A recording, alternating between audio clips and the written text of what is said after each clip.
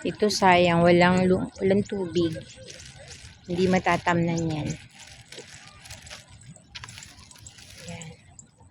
Sayang tong pwesto na to. Walang tubig. Hindi matatamnan yan. Pero itong kabila, yan, patuyo na rin ang tubig. Kaya hindi pa sila maglalagay ngayon. Yan, pakiramdaman nila ang panahon. Yan, dito tayo naglalakad.